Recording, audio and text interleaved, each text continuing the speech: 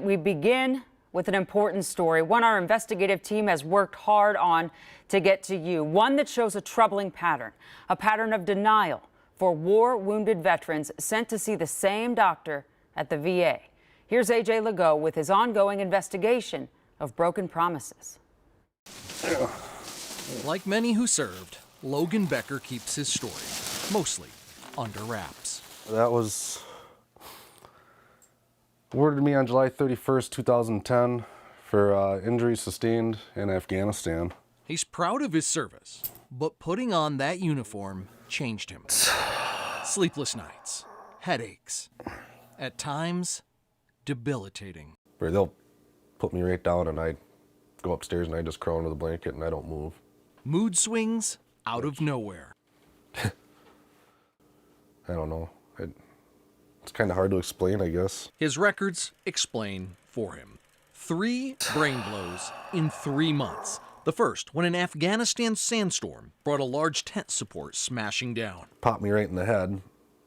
I don't really quite remember anything after that. Over the next 3 months, war treated Logan's head like a pinball. This is the first IED we had. And then it got really bad.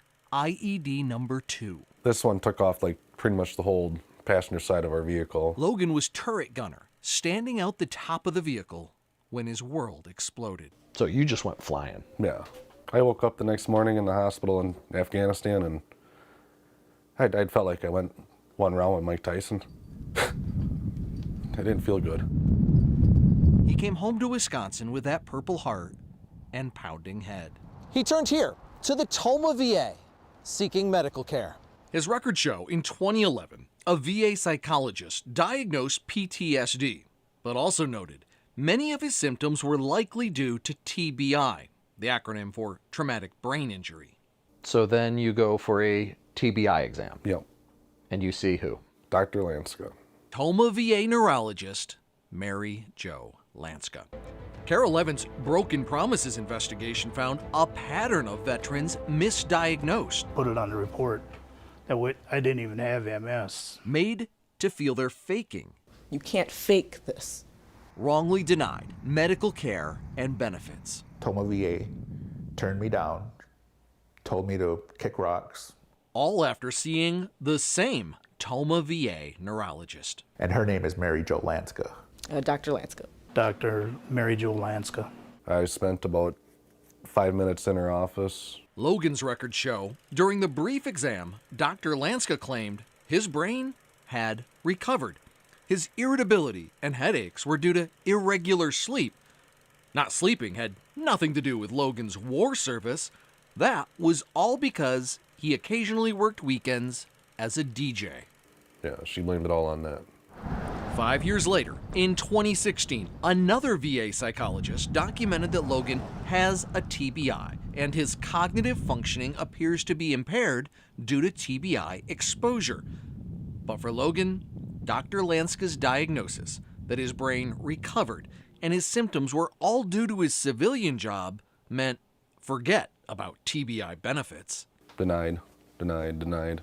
Every single veteran you sent to Dr. Lanska got denied? Yes. Jeff Hine is now retired. For 6 years, he was the Taylor County, Wisconsin Veterans Service Officer. They were all denied. Is there any sense of how many men and women this could impact? That's a question that I've asked myself for years. Carol Evan obtained data through a FOIA request. It shows just from 2012 to 2020, Dr. Lanska did exams for 786 disability claims. But the Department of Veterans Affairs told Carol Evan it would be too much work to provide data revealing how many of those claims were denied. Dr. Lanska has never responded to emails or phone calls. Dr. Lanska, so we recently knocked on her door. I'd like to ask you some questions about all the veterans that you've been misdiagnosing. Does not look like she wants to talk to us. When you start hearing that this isn't just you, that this has happened to veteran after veteran after veteran who's seen Dr. Lanska, what do you think? I think we all got f***ed.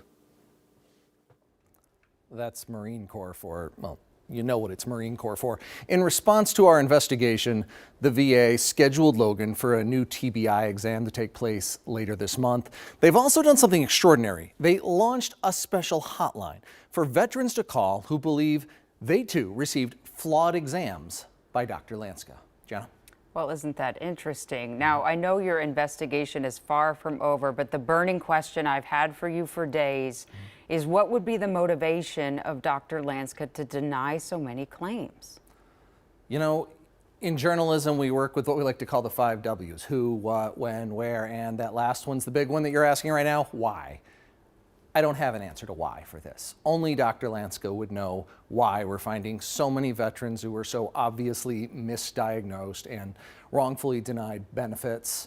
And as you saw in the story, she's not talking. Now, tonight at 10, we're going to find that whistleblower warnings about Dr. Lanska's care were ignored, and a veteran died of an illness she claimed he didn't even have.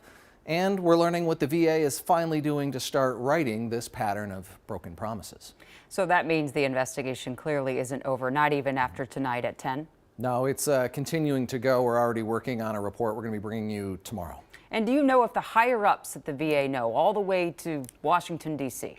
Well, the VA secretary was just asked about our investigation in a press conference, and he said he's very aware of it. He's from here in Minnesota, and he said he was aware of what his hometown news station was doing.